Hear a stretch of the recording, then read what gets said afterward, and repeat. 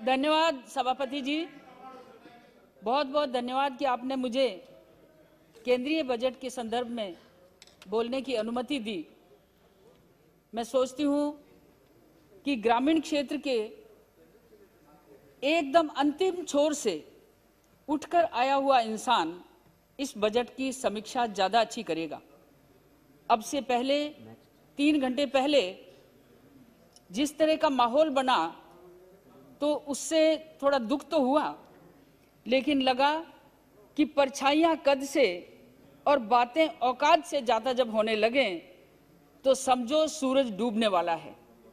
कांग्रेस के वरिष्ठ कार्यकर्ताओं ने, कांग्रेस के मुखौटे ने जिस तरह का माहौल बनाया तो उससे लगा कि वाकई में अब इस देश में इस तरह की विचारधारा की आवश्यकता नहीं है। मैं माननीय वित्त मंत्री जी श्रीमती सीतारमण जी के पहला डिजिटल बजट जो पेश किया और 2 घंटे के भाषण में एक बार भी रुकावट नहीं, प्रस्तुतिकरण की निरंतरता महिला शक्ति का अद्भुत उत्साह दर्शा रही थी।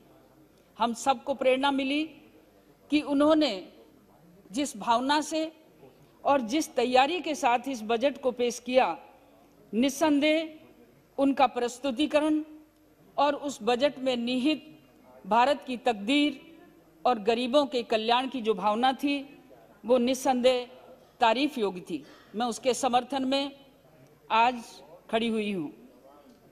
महामारी से दुनिया त्रस्त थी और इस त्रस्त में हम भी त्रस्त थे, लेकिन इस महामारी के दौरान हमारे देश के यशस्वी प्रधानमंत्री भाई नरेंद्र मोदी जी के दूरदर्शी और कुशल नेतृत्व ने इस देश को एक किया। थाली बजाई, ताली बजाई, दीपक और मोमबत्ती जलाकर देश को भावनात्मक एकता के सूत्र में बांधा और इस संक्रमण से सामना करने के लिए एकजुट हो गए। और मैं सोचती हूँ कि 2021 और 2022 का ये बजट अपने आप में महामारी काल में साहसी तो है ही, लेकिन गांव, गरीब और किसान के हित का बजट है। मैं ये भी आपके माध्यम से माननीय सभापति जी कहना चाहूँगी कि यह बजट नए दशक की नींव रखेगा और ऐसी नींव रखेगा जिसमें अंतिम छोर का गरीब आदमी अपने आप को समर्थवान बनाएगा।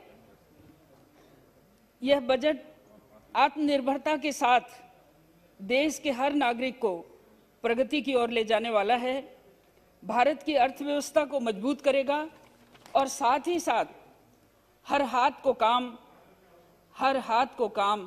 हर दिमाग को काम देकर हमें आत्मनिर्भरता की ओर लेकर जाएगा। हमारे यशस्वी प्रधानमंत्री और हमारे वित्त मंत्री की जो मेहनत है, उनके समस्त स्टाफ की जो मेहनत है, उनके साथ विद्वान अर्थशास्त्रियों की जो मेहनत है, उस मेहनत के साथ मैं सोचती हूँ कि यह मूल मंत्र के रूप में हमारे देश के विचार में, जनमन के विचार में यह कालखंड निस्संदेह याद रहेगा और आत्मनिर्भरता के साथ राष्ट्र प्रथम, किसानों की आय वृद्धि करना, सुदृढ़ संरचना बनाना, स्वस्थ व स्वच्छ भारत की कल्पना को पूरा करना, शिक्षित भारत व सुशासन, युवाओं के लिए अवसर, महिलाओं का सशक्तिकरण और समावेशी विकास के संकल्प को सशक्त करेगा।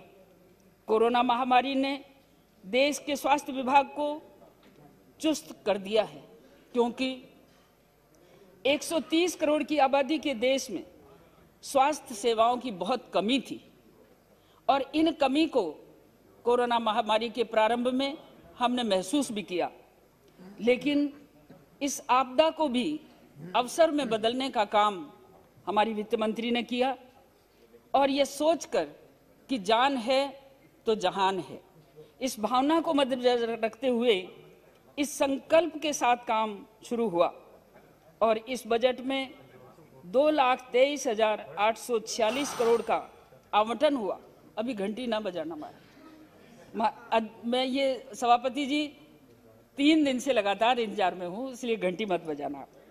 तो मैं सोचती हूँ कि 2,23,846 करोड़ का आवंटन 137% अधिक है ये हेल्थ के लिए। और मैं सोचती हूँ कि भारत की आत्मा गाँव में बसती है और कृषि उसका प्राण है, लेकिन यहाँ कृषि के बारे में बोलते हुए हमारे प्रतिपक्ष के भाइयों ने ये नहीं सोचा, क्योंकि वो तो लीक पर चलना जानते हैं, वो दूसरों के बनाए हुए रास्ते पर चलना जानते हैं। और हम तो ये मानते हैं कि लीक लीक गाड़ी चले और लीक ही चले कपूत, लीक छोड़ तीनों चले ये शायर सिंह सपूत। आज इस देश का प्रधानमंत्री उस सपूत की श्रेणी में है, उस सिंह की श्रेणी में है और उस शायर की श्रेणी में है कि जिसने इस कृषि के काम के लिए, इस कृषि की उन्नति के लिए और छोटे बड़े किसानों के उत्थान के लिए 16.5 लाख करोड़ का प्रावधान रख और इसके साथ साथ ग्रामीण बुनियादी ढांचे को विकास की निधि देते हुए 40,000 करोड़ का अलग से व्यवस्था और सूक्ष्म सिंचाई के लिए भी निधि को दोगुना किया।